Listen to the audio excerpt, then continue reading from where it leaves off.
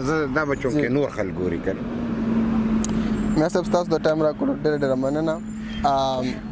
خلک په فیسبوک باندې او په نور سوشل میډیا باندې دا کوېسچن کوي چې میا صاحب د لندن د پاکستان نه تللی لندن ته او لکه بیا واپس راتلو څه امکان نشته که نه دا خلک کوي. نو تاسو دې باره کې څه وایي خلکو ته؟ زه ډېر افسوس کوم. جی زما دا راتلو پروګرام د مخکې نه مقرر و جی او چونکې هغلته حالات داسې جوړ شو چې زه دې ته ایثار شوم. صحیح. زه د راشد شهید فاونډیشن په حواله راتلم او بیا چې کوم دی د پارټۍ د خپل ارګنایزیشن په حواله باندې راتلم.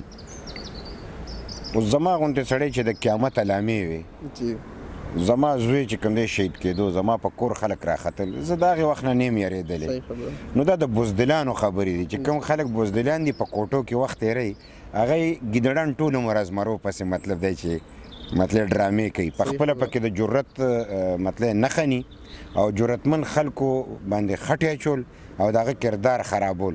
دا د هغې ګیدړانو کار دی. د خدای په فضل خدای زمری پیدا کړی، د باچا خنده فکر سپیم او خدای دې زموږ په وطن بدې نه راولي. خو چې زموږ وخت و زموږ حکومت و نو زه یو سکنډ له مطلب دی چې خوځېدلی نه یم او یو سکنډ له بهر ته تللی نه یم، ټیک خلکو سره ولاړم او نن هم ولاړ یم.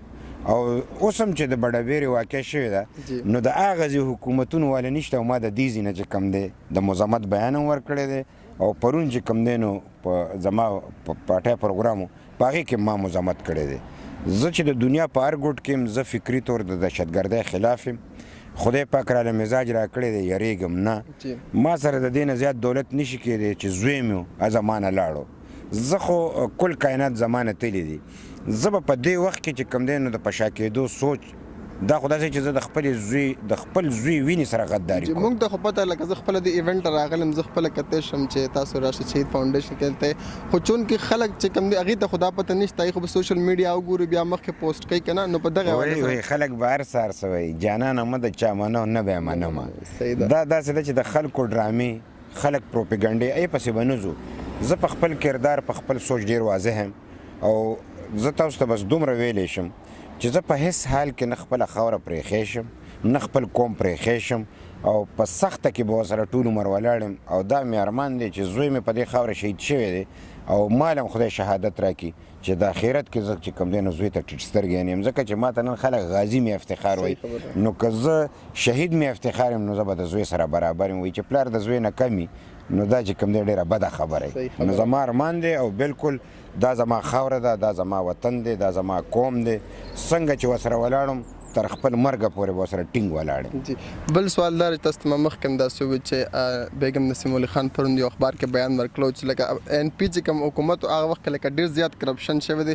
دا یې هم ویلي چې لکه چا سره چې سایکل نو هغې سره نن سبا دوه بلټ پروف ګاډي دي او هغه دا یو خبره سیوا بله هم وکړه چې دې ملک کې واقعي داسې یو لیډر دی چې هغه واقعي دا ملک د هغه نه بچ کولی شو، هغه عمران خان دی.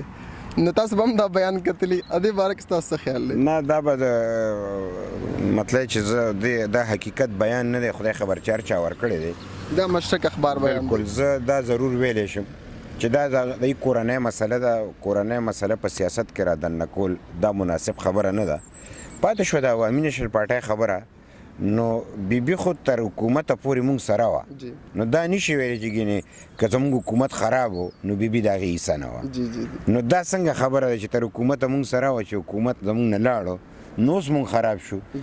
دا دشمنانو پروپیګنډه ده. مونږ چونکې دهشتګردۍ خلاف ډېره واضحه پالیسي ده او د دهشتګردۍ ملګري خلک چې کوم دی هغې زموږ خلاف پروپیګنډه کوي. دا پروپیګنډه دا به انشاءالله ناکام کېږي. وقتي طور مونږ په د دهشتګردو د لاسه عوامو له لا نړو د الیکشن نتیجه ضرور چې کوم دی نو هغه مایوس کن ده. خو زمونږ ارادې ډېرې پخې دي. مونږ خل د پارلیمنټ نه مخکې شي خو د سیاست نه مخکې نه شي. تاسو تحریک انصاف د حکومت نه خوشحاله پکې وي کې؟ مونږ خو نه دا خو د عوامو فیصله ده. عوام ووټ ورکړی چې عوام ته خوشحال دي او که نه. زه خو که د قوم خدمت کوي هر چا نه خوشحالي، چې د قوم خدمت نه کوي د هر چا نه خفه. دا خو به ستاسو سیاست هم سبا افیکټ کوي که نه؟ که هغې دومره ښه نتیجه ورکړه سبا خامخا مونږ خو که دې ښه نتیجه ورکړي نو دا زما د قوم ښېګړه پکار ده. خو که یو سړی د دې اهل نه دی نو بیا سړی افسوس کوي چې کاش زه د ملک نه بهر یم، ځکه زه چا پسې خبره کول نه غواړم چې سړی د ملک نه بهر شي. نو زما سره د ملک دننه د سیاست موقع ډېرې دي، خو د پی ټی آی په حواله دا خبره زه ضرور کوم چې پی ټی آی په خیبر پښتونخوا کې د حکومت په شکل کې ناکام شوې ده. صحیح خبره، ٹھیک ده. امیا صاحب یو لاست کمنټ تاسو نه په دې خبره باندې اخلم. افغانستان صدر حامد کرزی پخوانی صدر چې کوم دین هغه نن سبا پاکستان خلاف ډیر زیات خبرې کوي او هغه نن سبا یو بل تحریک هم شروع کړی چې ګریټ پښتونستان، دا پښتانه او دا پښتانه مونږ ملاو او یو لکه ډیفرنٹ لاین خبره تاسو ته په دې خبره پته می.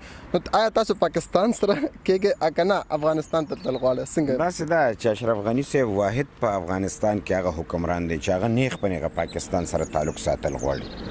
هغه رالو دلته د آرمی چیف سره ملاقات وکړو، زموږ د وزیر اعظم سره ملاقات وکړو او په افغانستان کې اشرف غنی صاحب ته خلک په دې په ښه نظر نه ګوري چې د مطلب د افغانستان د پاکستان سره د اړیکې ولې زیاتې کړي. لہذا اشرف غنی صاحب خلاف هم سازشونه کیږي او د پاکستان او د افغانستان تعلقات چې ښه کیږي د دې د ورانېدو دپاره خلک هم کوششونه کوي.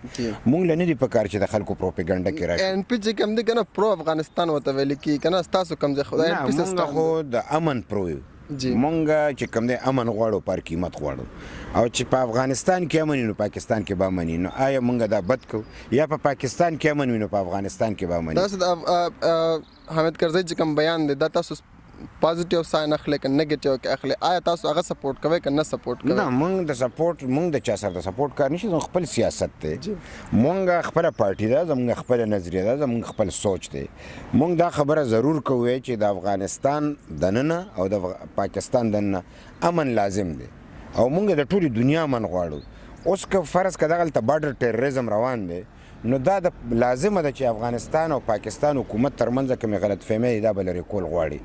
مذاکرات روان شو ډېر په ښه ماحول کې، چین چې کوم دی هغه مطلب دی د هغې سوپرویژن کولو، پاکستان هغه فیسیلیټیټ کولو او افغانستان او طالبان منځ کې کېناسته د بده مرغه چې کوم دی نو مولا عمر ډیر په خوا مړو او په دې وخت مرګ روغ کو. دا یو ډیر غټ سازش شو، هغه مذاکرات تبریک ووالی شو، دا د سازش په بنیاد روانه ده او بیا په افغانستان کې ډیر زیات واقعیات شو دهشتګردۍ او اوس په پاکستان کې چې کوم دی دهشتګردۍ واقعه چې کوم دی نو وشوه.